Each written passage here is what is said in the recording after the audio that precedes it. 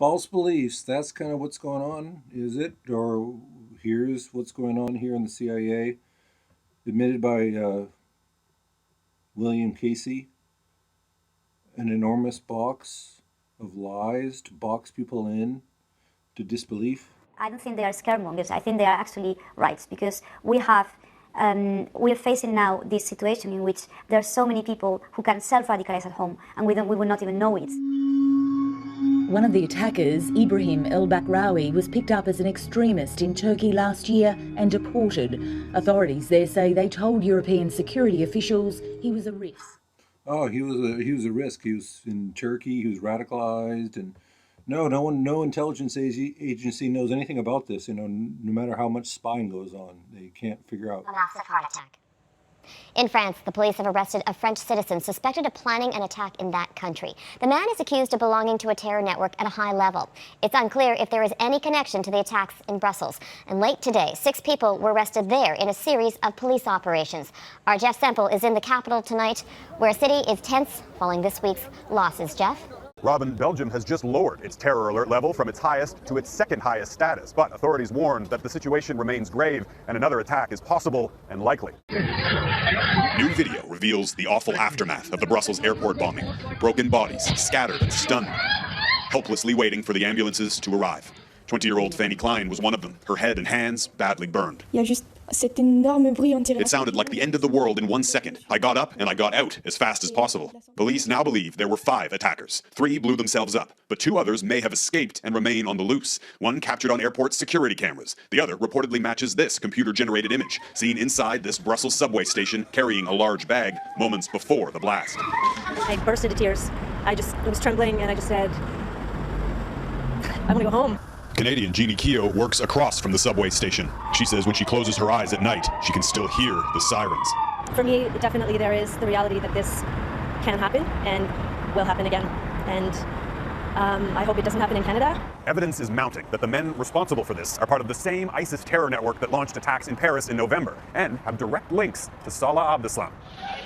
The Paris attackers' arrest last week is thought to have pushed the Brussels bombers to act. In English, Abdeslam's lawyer, arriving at court, said his client had no knowledge of the attack and has decided not to fight extradition so he can return to France to explain himself.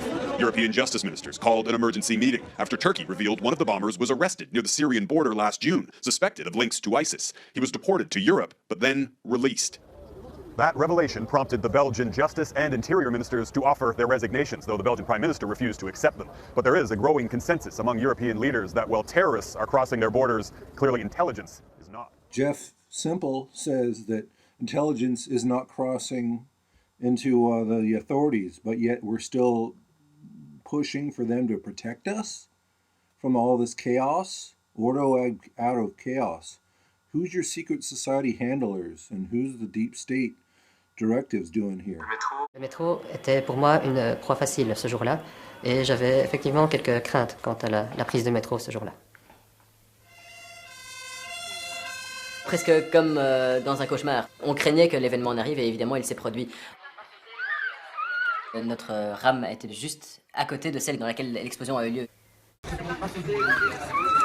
Nous, on était en plus fortement atteints par l'onde de choc, la chaleur aussi. On voyait les objets incandescents, on voyait les débris qui brûlaient autour de nous.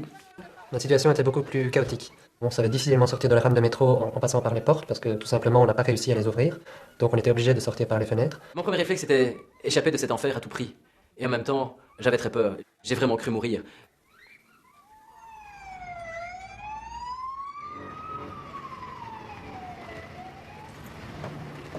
À mon retour à domicile, nous avons été à l'hôpital pour avoir un suivi psychologique et à la sortie d'école, on en a discuté avec des mots simples à nos enfants. Donc ça nous glace d'effroi, c'est le sentiment de colère, de révolte qui nous anime et en même temps, il faut qu'on trouve des solutions parce qu'on ne peut pas continuer à vivre comme ça trop longtemps. Authorities warned that the situation remains grave and another attack is possible and likely. I really don't buy the bullshit of any mainstream news outlet. It's all fear porn, it's all control, mind control, it's all psyop bullshit, whether it's from New York Times or anywhere else. Dumb. One of the attackers, Ibrahim El-Bakraoui, was picked up as an extremist in Turkey last year and deported. Authorities there say they told European security officials he was a risk. So this is the inner working of this rogue agency of ISIS, the Caliphate. Oops, what's going on here? Who's allied? What's going on in Saudi Arabia, Turkey? Who's supporting and funding and aiding and abetting these caliphates and these ISIS and al-Nusra and coordinated terrorist attacks during the rush hour, with reports that at least one was the result of a suicide bombing. The attacks come after the dramatic arrest in Brussels on Friday of Salah Abdeslam, the prime suspect in the Paris terrorist attacks that killed 130 people in November. Philip Williams, ABC News. It was stupid drama. It's all big drama, huh? Who's really behind this? Who's not attacking Israel? Seemed to be ISIS. A week ago, Salah Abdeslam, one of the key suspects in the Paris bombings, was arrested by police. He may well have been hiding out here for 4 months. There is a level of complicity from the Moroccan community. You should be very honest and straight about it. And this complicity, this collaboration ranges from active logistical support to a tolerance, to ignoring the whole problem, and also to indifference. Young Muslim Moed El-Badati is frustrated the area has been dubbed a terror hotspot. Yes. The people of Molenbeek were actually exhausted by all those attention that they had on the city, and they felt like a little bit of stigmatized just by one or two guys. Sitting at the base of Molenbeek's town hall, the social worker says young people here haven't had a chance. Imagine a police guy, 2 police guys, knocking at your door and asking, "Are you not leaving didn't you leave to Syria yet?" "No, I'm still here." "Okay, I will come back next week." So imagine your neighbors are seeing that every week, police guys knocking at your door. They will think you are a criminal. So we stigmatize actually those youngsters. Given that we're speaking 24 hours after the attacks here in Brussels, 4 months after the attacks in Paris, I imagine people will be listening to you and saying, get real. This is a real problem here. Yes, and it is a real problem, but we should also be aware of how we approach this issue. Should we only take care of the repressive side, or should we also look to the side of prevention? There's grief, but little shock here in Brussels. They'd been told to expect an attack, and it happened. Now they're moving on.